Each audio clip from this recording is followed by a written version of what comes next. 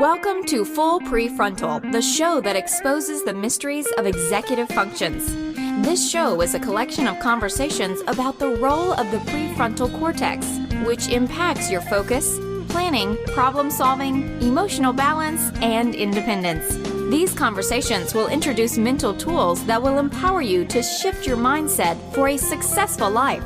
And now, here's your host, Suvrat Bhargave.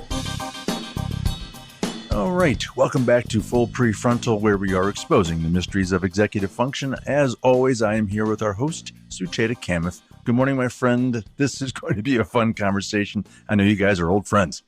Yes, it's going to be so great. And it's great to be with you, Todd. And, today I was thinking about, as I got ready for this conversation, as a speech and language pathologist, when I did my undergrad and master's, we never had any type of training to deal with difficulties that we might have with patients or clients. But I know I've talked to a lot of my colleagues who are psychologists and psychiatrists, and they themselves go through some therapy for themselves. And I've always found this very, very fascinating concept because teachers, speech language pathologists, counselors, we are all in the business of helping people, but we often think that because we are helping, we have to really stay away from their pushback or their difficulties or them blaming the clinician, for example, for the root of their problems. So in that context, friendships have really been very, very important. And, it's always a fantastic thing to have a psychiatrist as a friend because, you can just literally get cheap therapy. But the second thing that's really important to me, and Todd, you and I have talked about this on this podcast, is I have a very deep spiritual life and I am a practitioner. I totally believe in introspection, and spirituality to me is to not just finding meaning, but also connecting with every person with great intention. And that's what is so exciting to me about this conversation that I'm about to have with a very dear friend. And finally, I'll say this, that each person I highly recommend that we should have a street committee, a group of consultants that are on standby that we should look for, reach out to, who will give you advice, who will anchor you, and who will always feel comfortable saying, no, you're being stupid.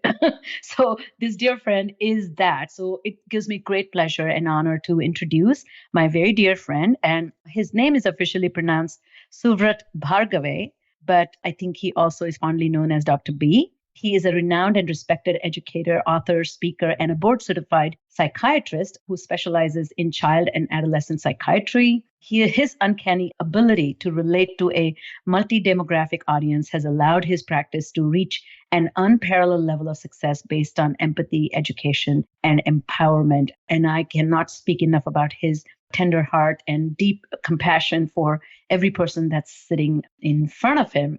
His book, A Moment of Insight, which I am very excited that we'll talk a lot about that, Universal Lessons Learned from a Psychiatrist's Couch, offer practical strategies and thought-provoking narratives to not only understand and preserve through challenging dilemmas, but to see greater purpose during these times. He demonstrates this through poignant patient stories and personal accounts.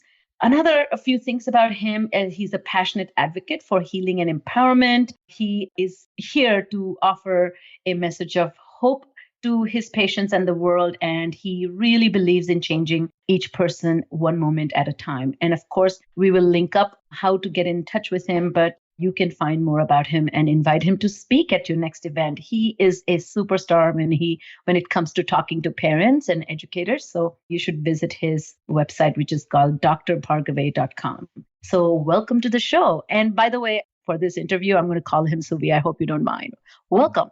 No, thank you so much for having me. And I'm going to just go ahead and say it. I'm going to call you Suchi as well, because that's who my friend is. And I'll tell you, it's an interesting thing to listen to your friend talk about you and the way that you just did. It reminds me how many layers there are to our relationship. And I'll also say this, when it comes to that street posse that we all need, that person who will really always be there and sometimes call you out on your stuff, you are so that for me. So I'm thrilled. I'm thrilled to be here. And just a quick anecdote to our listeners. We are really revealing ourselves now. But Suvi and I, when Oprah retired from her official show, so he and I, we go long, long ways. We have done a talk show together, a radio talk show. And, he has a secret life as a host of many types of shows, but he also has a radio show that's currently going on. And so we actually applied, right, to be in that reality show to become the hosts, right? Right. I can't believe you're going there, but you sure, let's go there. Yeah, we did. We had some notion in our head that somehow Oprah was going to agree to do two shows instead of one and put both of us on the air, and we would both have our dreams realized. So, Well, I'm really rooting for you to get on her show, and I get to tell friends that that's Suvi. I know him. Well, welcome to the show. And I always ask my guests about, since this show is about executive function, which is us, your self-administrative skills. How do we stay goal-oriented, manage our behavior and emotions and attitudes as we are trying to achieve goals that we have set out for ourselves? And if we don't have the wisdom to have those goals for us, then have the wisdom to follow somebody who says these goals are important to you. So in that context, would you tell us a little bit about your own executive function and when or what did you discover about yourself as a learner and a thinker? it's such a great question that we should all probably ponder. At what point did we really become or really value our learning? And even as I hear you say that, in my head, I'm thinking back to a time when I wasn't learning or actively processing and trying to figure things out. And, I say in the book and describe myself as having been a child with anxiety. And the other word for anxiety is doubt. It's the disease of doubt. And so questioning was such a part of my life for as long as I can remember. I don't know when I wasn't questioning the world around me. And I viewed it for the first part of my life as a disadvantage. I used to look at my peers, my age, and I would think to myself, what is it like to not think this much? Or what would it be like to not question this much?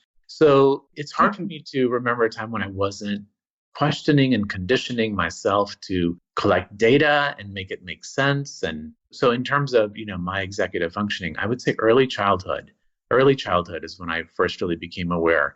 What I didn't really do as well at that point was I don't know that I observed my thoughts, which, I'm sure we'll get into later. But in terms of the actual exploration and recognition of a voice within me that was trying to piecemeal and put the world together at very early age, very early. Thank you for drawing a distinction between these two things, which is so interesting and knowing you. And we have talked about learning, and in your book, you write about this as well. But having a deep understanding that people have thoughts, ideas, beliefs, and becoming aware how do they parallel your own thoughts, ideas, and beliefs is a very important social, psychological, emotional development. But to think about your own thinking and then kind of ponder and redirect is a whole, gamut of metacognition. So that, of course, is a painful process because then you also discover some of the flaws that your thinking possesses or your behaviors have. So let's start talking about your work. You see patients in your practice who are struggling, and we might even call it suffering. But the simple experience of ongoing discomfort or misery does not propel people to make changes to their lives. How can suffering be a vehicle to move oneself forward?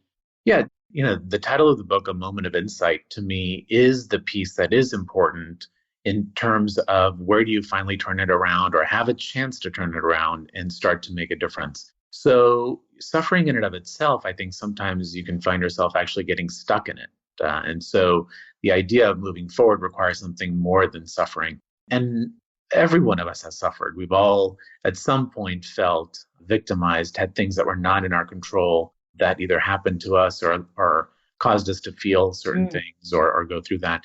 So I think the crucial moment is that moment of insight. And that moment of insight that I talk about in the book is where you do have the awareness. So it kind of goes back to what you just said about the difference in the two. It's when you do have a second of awareness. It's where you do observe for 1 second your own perceptions and realize that a certain way of thinking or feeling or behaving, whatever it is in that moment, that it isn't working for you. So you can go through the motions and still not have that realization.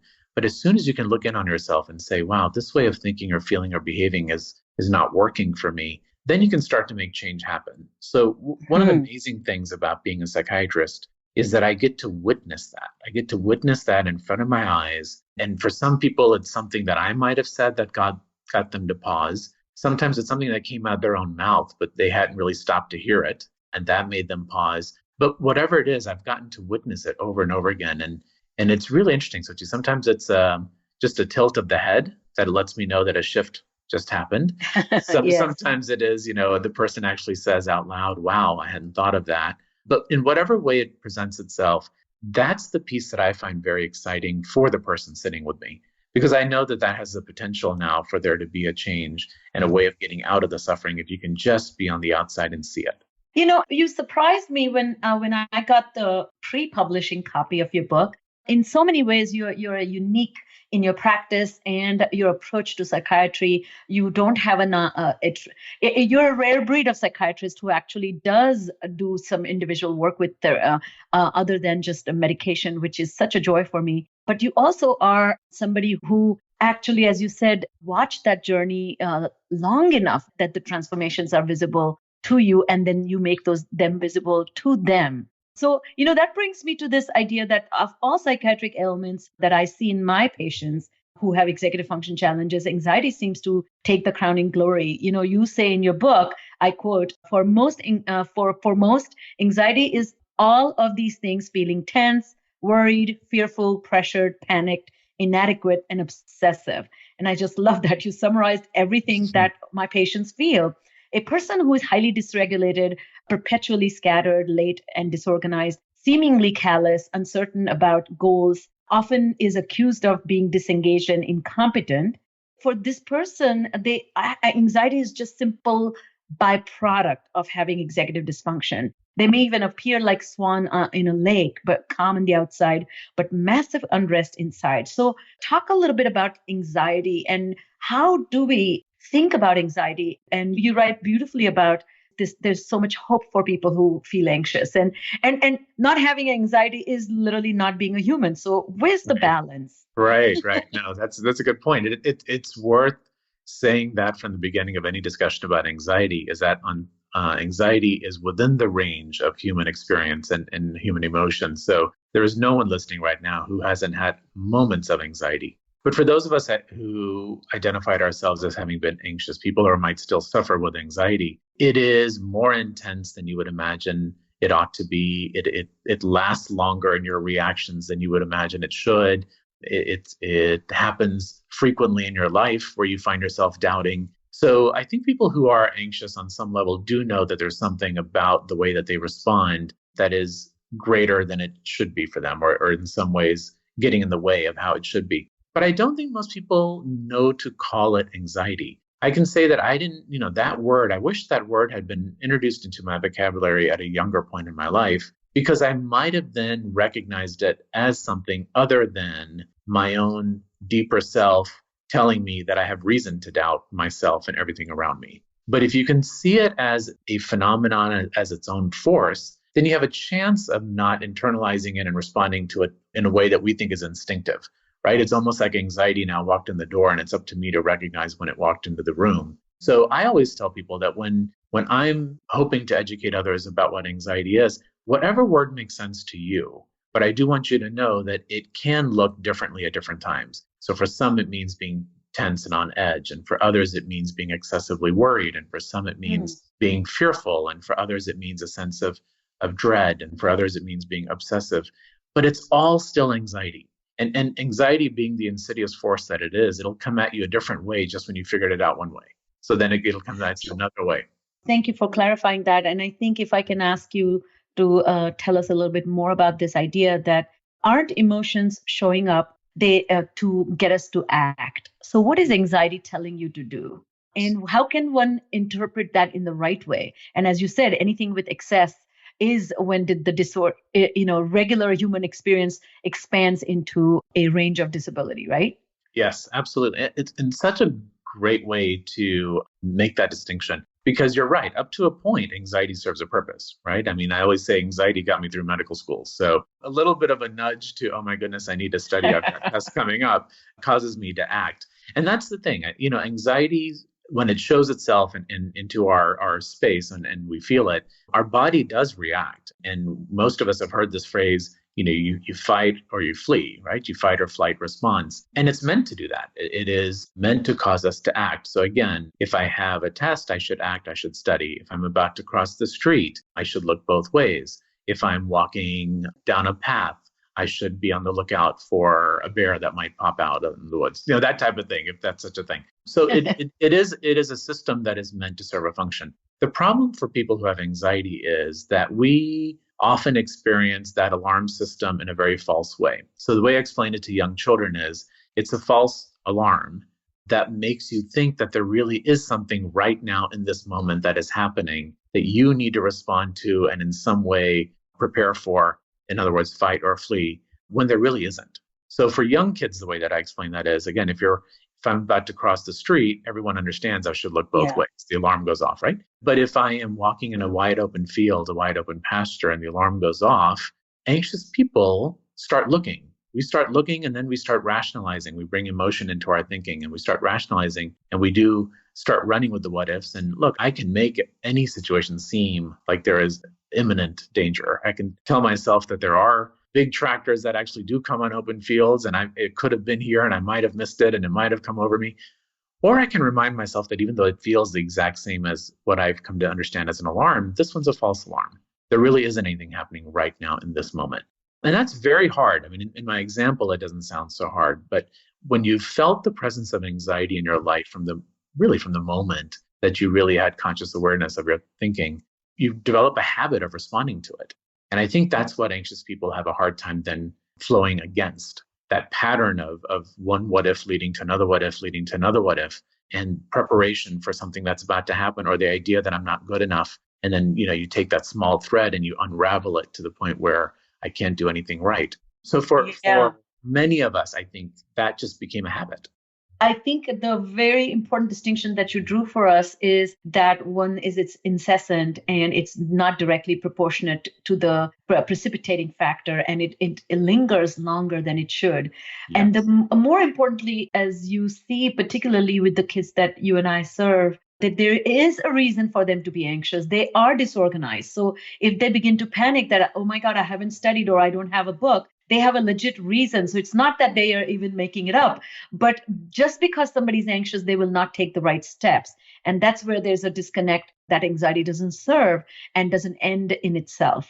And that's why I think your message is so clear about whoever is helping the children need to kind of, and I don't know if the parents can do that, but who can really do the job of pointing out that the fear is irrational or the worry is unreasonable? Because you can't tell an anxious person that, right? No. Not right away anyway. I mean, I think eventually it is the goal for anyone who's dealing with anxiety to be able to coach themselves into asking, is this a real alarm or a false alarm? But yeah, I think the adults in the life of young people, those who are involved in taking care of and guiding young people, so that could be a teacher and certainly the parents or anyone can serve that function. And so what I ask parents to do in that situation is, if you see that your child is panicking and you're trying to help them distinguish, then there's two questions that will help you really kind of sort it out. The first question is there something happening right now? Is there something in this moment that you are responding to that's happening right now, right? Because if there is, again, we probably need to act. If the child comes into your room and says, I had a bad dream, someone's going to break in the house and take me. Well, is there something happening right now? Because anxiety would have us anticipate and what if and prepare for the future or perhaps even ruminate over the past. But if there's something not happening right now, then chances are it's a false alarm. And then the follow-up question to that would be, is there something more to do about it right now? And that follow-up question really came to me from a young girl that I saw in my practice many, many years ago, who was actually having what I could tell in that moment in the session was a panic attack. And I said to her, well, let's practice this. Is there something happening right now? Fully expecting that she was going to say no, because it was just us sitting in the room. And to my surprise, she said yes. And I said, well, what's happening right now? And she said, well, my teacher's husband is in the hospital right now and he's very sick. And what if something happens to him? So the follow-up question of, is there something more we can do about that right now, kind of came in as a secondary question. But again, it helps you distinguish a real alarm from a false alarm, because anxious people would like to think that they can control every variable, or if they work even harder, then in some way, right? Yes. That in some way it's going to be different, and you're taking on something that is not yours to take on. And that's what anxiety does. It makes you want to do 110%, and you can't do 110%. You can do 100%. You can do what's within yours to control. And then after that, you have to surrender the outcome. And of course, the wisdom is that you don't even know how to do 100%, but we won't talk about that. That's right. That's right. Anxious people who are trying to do 110% don't need to know that even 100% is very difficult. But when I say give it 100%, anxious people think that they are perfectionistic people, because that's another word for anxiety, think that they're settling. And I have to remind them 100%, even from what I remember about math, that's the whole pie, right? That's it. That's all you can do. So you're not settling. You're doing your best. That's lovely. So one of my favorite things about your work and your writing is that you are a physician and a practitioner, but you do not shy away from talking about the intersection between psychiatry and spirituality, where both call upon this idea of self-discovery and self-surrender. They both help gain a sense of agency and build meaning and let go when necessary, particularly in unfavorable circumstances. So talk to me about this intersection. You do write that in your book, that one place the psychiatry and spirituality intersect is the notion that with the heaviest burdens, there is no place in one's life for shame. So I would love for you to explore that a little bit with us. Yeah, I know. I would love to do that. So, and going back for a second to our friendship, I think it's really interesting as I think about, how everything in life serves a purpose. You and I became friends many, many years ago. Who would have thought that we would have such wonderful, deep spiritual discussions? But it has been a common thread for our relationship as well. I also similarly had never expected that psychiatry would be a forum for me to have spiritual understanding. You think of psychiatry as being a field of medicine that is related to our thinking and our feeling, but it's much more than that. It really is tied to spirit. And all of these struggles that come about from psychiatric illness, I believe, are also a way, a possibility, a conduit to be able to really start exploring, well, why do these things happen at all? Right? And who am I when these things keep happening? And how can I maintain some sense of consistency in my life, even when life is going up and down and up and down and up and down? So I found that in having really deep discussions with people at their toughest times, we would actually start asking those questions. And the beautiful thing about asking questions many times over and over again, in as many discussions as I've been able to have in 20 years, is you ask enough questions, ultimately you find some answers. So psychiatry revealed some really great answers. So I think in terms of, I think in terms of the spiritual cross-section between psychiatry and spirituality, the very first place where it shows up time and time again and session after session is that concept of shame that you talk about, or that you were referring to in my book as well. That you talked about, my dear friend. I talked about, yes, that I talked about. Shame is such a common piece of baggage that everyone brings into the sessions that I have as a psychiatrist, whether it's the shame of having to come in to see me, or it is the shame of what they are feeling, or it's the shame of what they have gone through, or it is the shame of what they themselves have done. This idea that in some way I am not good enough because of what I have thought or done or felt is, to me, the biggest part of treatment. If we don't tackle shame, there's no room for hope. Wow. Yes. After I read, as I was preparing, this is my third time reading your book. And on the way back, I was listening to Conan O'Brien's podcast. And David Letterman came on the show, and they both were talking. And I to spare everybody from complex talk show history, but it was so interesting that David Letterman was talking about shame or sense of inadequacy he experienced taking on after Johnny Carson. And Conan O'Brien was talking about shame and sense of inadequacy he felt and continues to feel. I could hear that he was getting choked up a little bit. Yeah. Now, 20 years down, later, when he's so successful about because he was for a year, they kept telling him they were going to fire him. And as I was listening, I was just thinking about this conversation we were about to have, that what does it take? What are the signs of success you need to not feel shame? And apparently, it's not dependent on anything outside. That's right. That's right. That's the high five moment. If you were sitting here right now, that's where, we would high five. Because I think ultimately we all come to that conclusion that at some point, to understand and to tackle shame means we have to take the conversation out of what it is that I'm doing or what role it is that I'm playing. Whereas we've been conditioned to think, I think from a very young age, that what you do is what defines who you are, and that the two are intertwined. And I challenge people to actually do the exact opposite. Separate the two completely. What you do is not who you are. What you feel is not who you are. I love that. And the difference between guilt and shame because people mix those two together, just like we mix who I am with what I do. Guilt is regret for what I've done, but shame is remorse for who I am. Wow. Say that again. Sorry, say that again. Yeah. Guilt is regret for what I've done, but shame is remorse for who I am. And what people do is they take So guilt profound. and they convert it into shame. And look, I've learned as an anxious temperament child, and I've learned as someone who gets to sit with people all day long who deal with anxiety, that guilt is kind of the go-to emotion for anxious people. We're just waiting to jump to guilt. We sort of, it's our go-to that we hate, but we somehow train ourselves to feel guilty about things.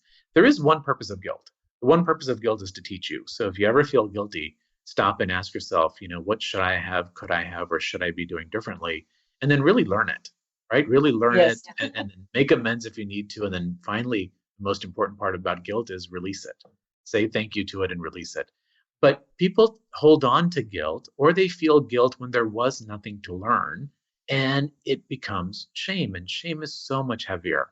This idea that what I have done now results in me not being good enough. I don't know very many people who haven't struggled with shame at some point in their lives. And the most successful people perhaps struggle with it the most because they may feel like as soon as they stop doing what it is other people want them to do, now suddenly their sense of self goes way down.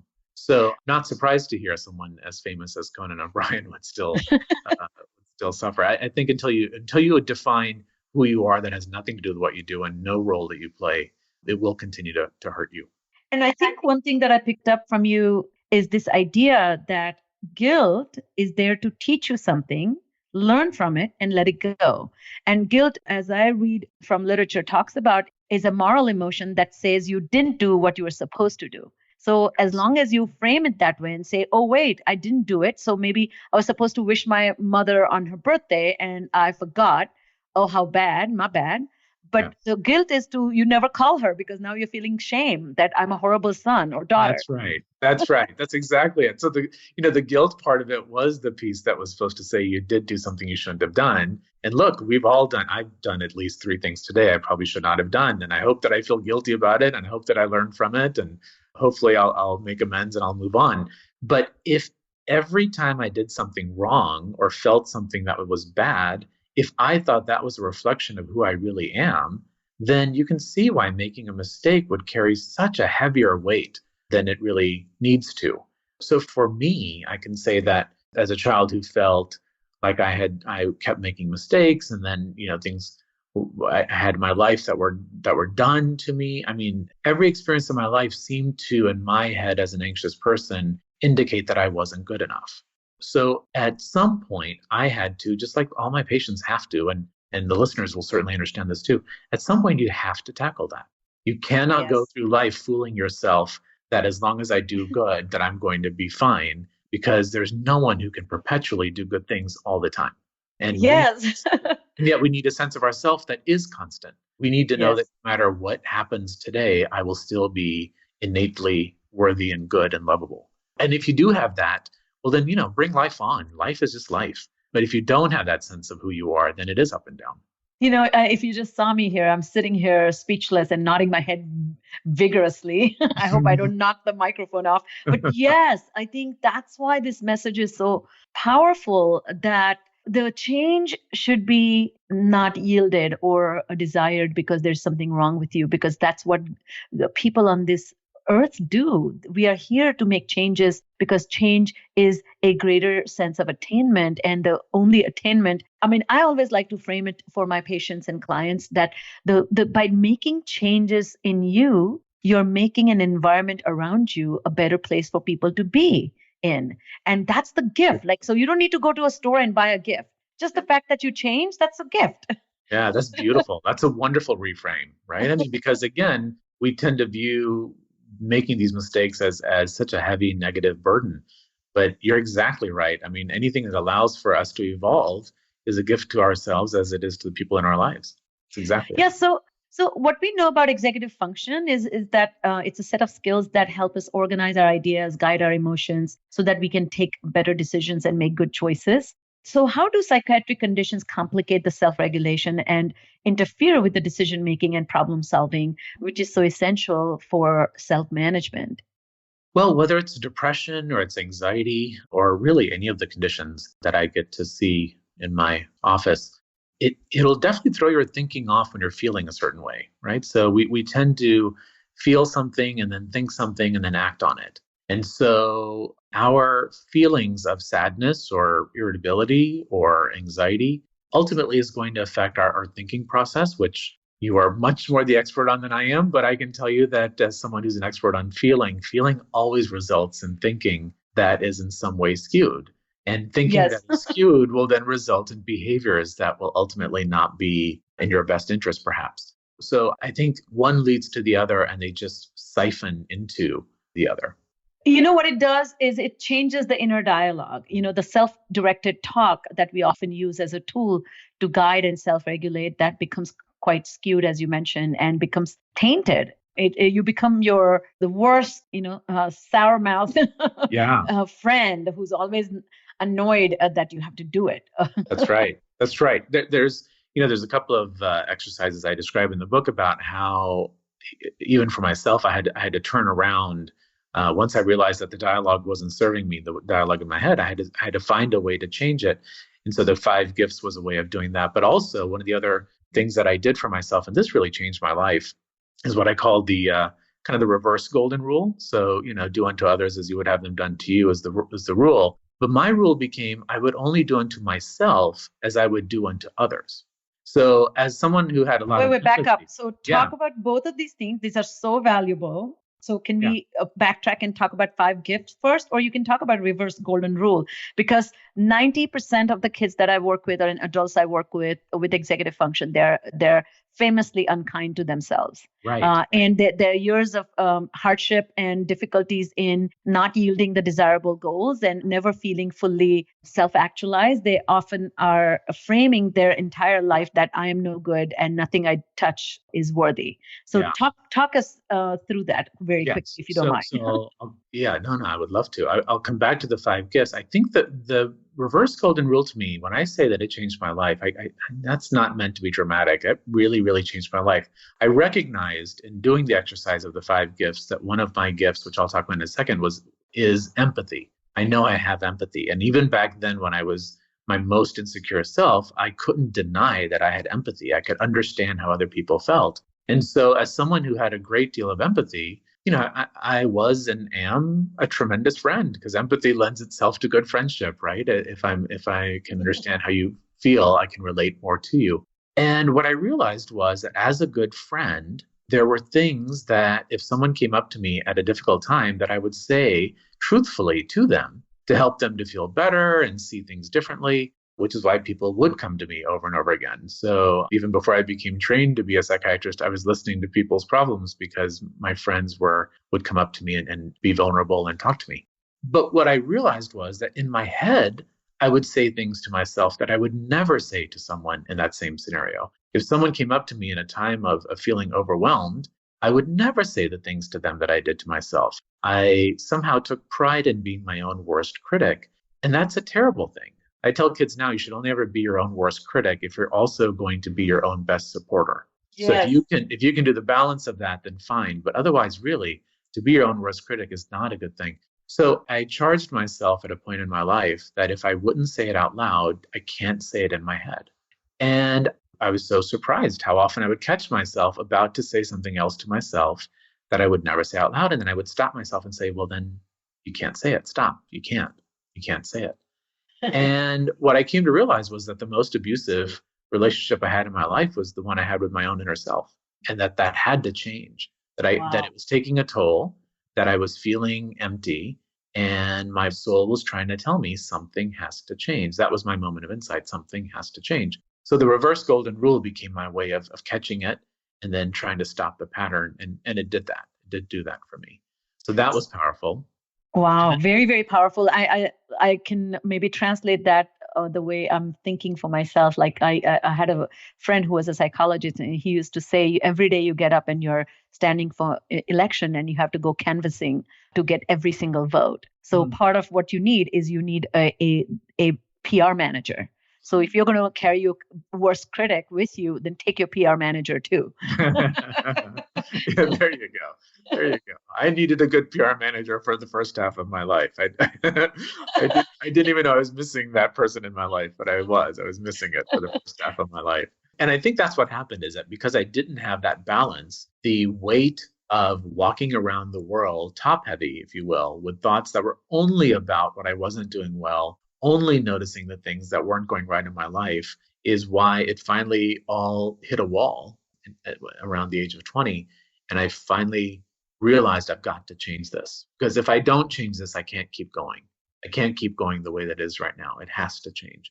And What's so remarkable about you, though, is so much wisdom at a very young age. And you were able to direct that to bring on change that was meaningful and sustainable. Many people don't have that. Either they don't have the wisdom or they are so engulfed by pain. I like to use this analogy as I was reading this book, that what you're asking people to do is really admire a single snowflake. But when they're facing the avalanche, they have no respect or regard for the snowflake. You know what I mean? Yeah. No, totally. And I appreciate you saying that. I would like to, I've thought about that sometimes. I've wondered kind of even the idea of the 5 gifts which came in that moment. I don't know where that came from exactly. So I give full credit to soulful experiences that are beyond what I really understand is my human capacity. So I think there's more within each of us than we ever really realized. And I'm just glad that in moments that I needed it, that came forward, number one. And number two, I think that it was such a desperate point in my life that I really thought it has to change. I physically cannot keep going the way that I was thinking to myself. And so in that really, really low point of walking around the world for the first 20 years in a way that I'd again describe as top heavy, I finally realized I've got to find a way to see myself and my own life in some other way besides what I was doing. And so this 5 gifts exercise kind of popped into my headspace. And it's interesting to me now, I can look back on it, and it was so clear. I knew exactly what it was that I was asking myself to do. And what I was asking myself to do was to actually write down my 5 gifts, the qualities and traits about me that I could not deny. So again, at the worst point of my life, when I was my own worst critic and could tell you 20 of my faults, I needed to now write down 5 traits that I just couldn't deny were my gifts. Wow. And I remember even as I gave myself that task, that the chatter that responded to that was, oh gosh, it's so egotistical to sit around and think about your strengths, which again was, I think, the critic's way of trying to pull back, right? No, you can't go there. We're staying here. But it was so clear that that's what I needed to do, write down my 5 gifts. And I even gave myself a 10-day deadline. And I said, by the following Sunday, you have to write down your 5 gifts. And I don't know where 5 came from. I don't know where 10 came from. I think what it was is I thought if I don't give myself a deadline, I knew me enough to know I probably wouldn't do it. And even an anxious rule follower will follow his own rules. So I did give myself that rule. And I think 5 gifts felt like it was something that wasn't too easy for me. Because again, my own worst critic thought if you do 2 gifts, anyone can do that.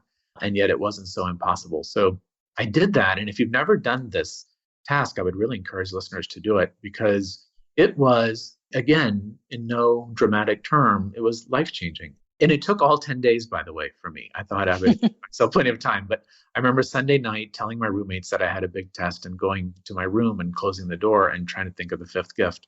And then once I had these 5 gifts written down on the list in front of me, I thought, well, if these are my gifts, if these are the things that were God bestowed on me because I wasn't just somehow randomly on this earth, but I was actually put here. If these are the gifts that I was bestowed with, then I don't want to waste them. And therefore, I should look for opportunities and relationships and goals in my life that would make the most of these 5 gifts. And to fast forward it, what I can now realize is it caused me to start changing my filter.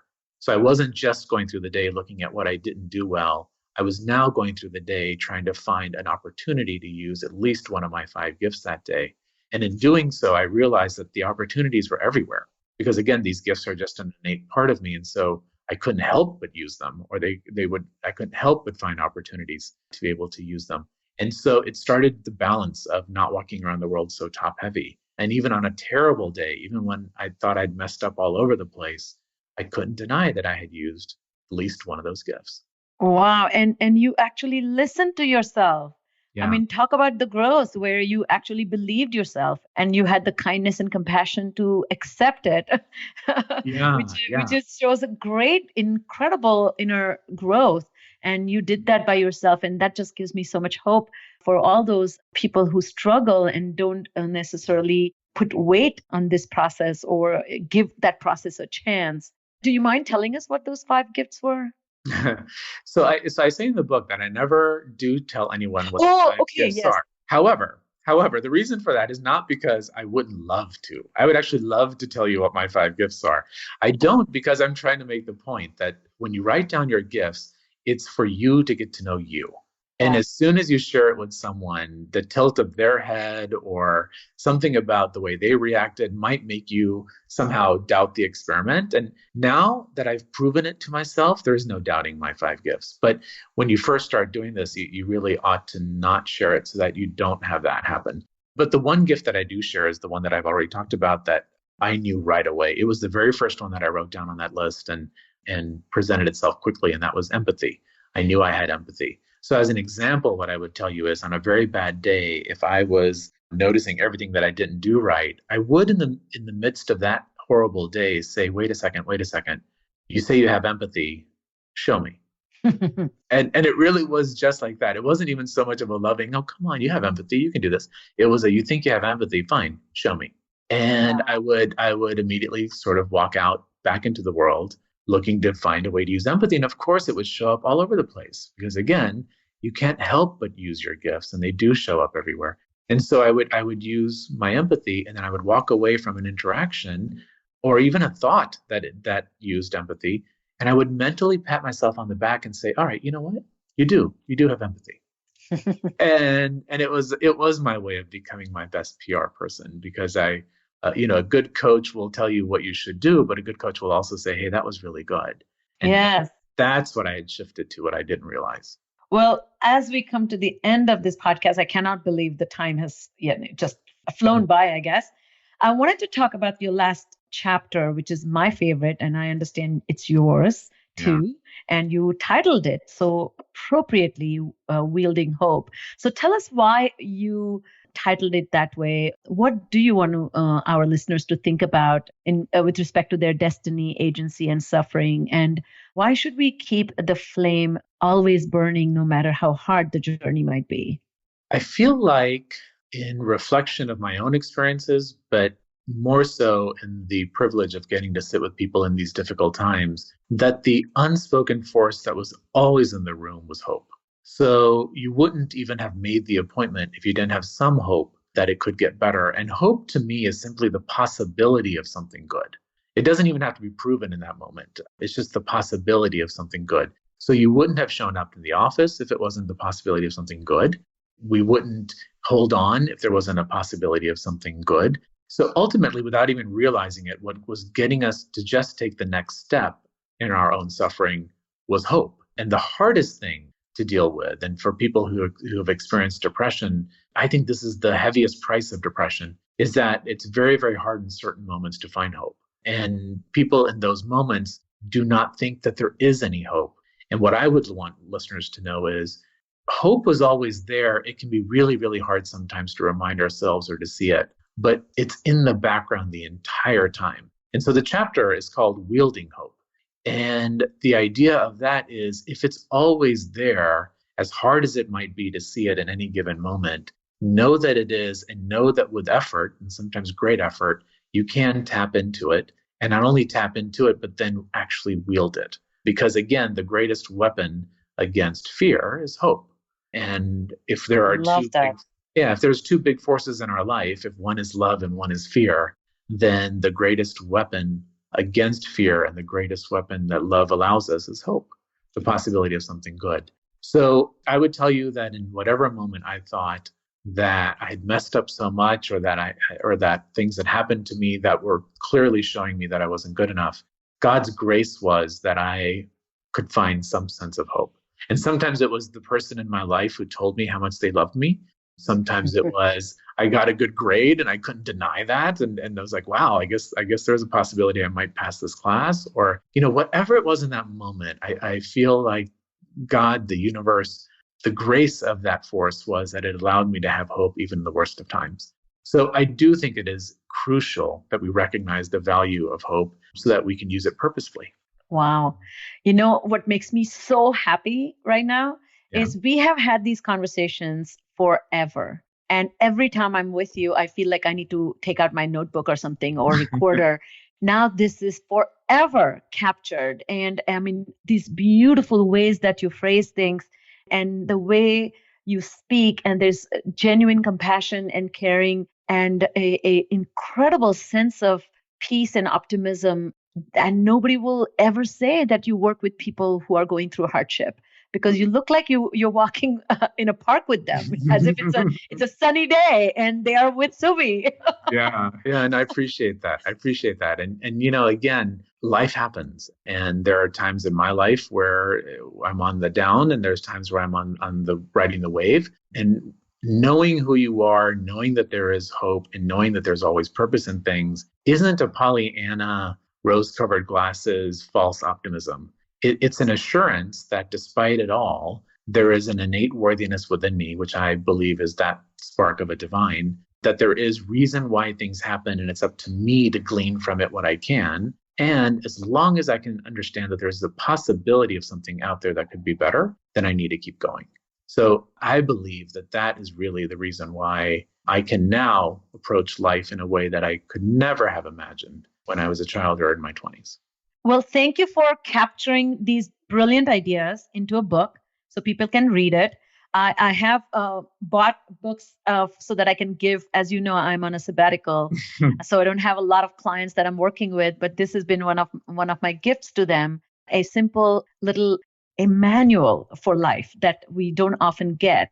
So thank you for putting this together for us and sharing your brilliant ideas and thoughtfulness. I think it's going to go a long ways as every listener engages with this. And particularly, I think, to me, you really demystified this issue of anxiety. I think striving and anxiety go hand in hand.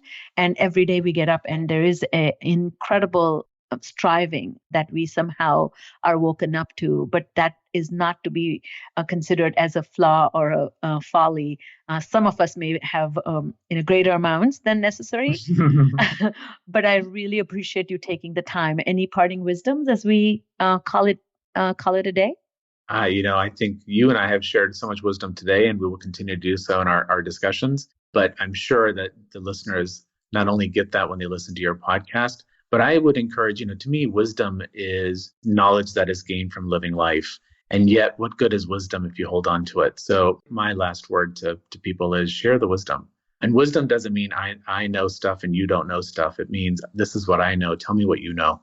And I think that in this world of fast-paced, instant gratification, we don't have enough purposeful reasons or time to sit down and share wisdom. So I would just say to your listeners, share your wisdom. Share it with each other, listen to the other, and find that wisdom will, in some form or fashion, always give you a moment of insight. Thank you so much, Suvi, Dr. B, for being here with us and spreading joy. I really am grateful to you. Thank you so very, very much for all the joy you spread too. All right. That's all the time we have for today. Sadly, wow, Sucheta, unlike you, I did fill a notebook, even though we did record this great conversation. I think my favorite is if I can't say it out loud, then I cannot say it in my head. Boy, my life would have unfolded very differently if I had had this guideline 1,000 years ago. All right, dear audience, I suspect you know someone who will benefit greatly from this conversation, so we would be grateful if you would forward it to them. On behalf of our host, Sucheta Kamath, today's guest, Dr. Suvrat Bhargave, or affectionately known as Dr. B, and all of us at Cerebral Matters, thanks for listening today, and we look forward to seeing you again right here next week on Full PreFrontal. Thank you for listening to Full PreFrontal, exposing the mysteries of executive functions. To contact our host, Sucheta Kamath, and learn more about her work on improving executive functions, visit her website at cerebralmatters.com. That's cerebralmatters.com. Tune in next week for the next informative episode of Full PreFrontal.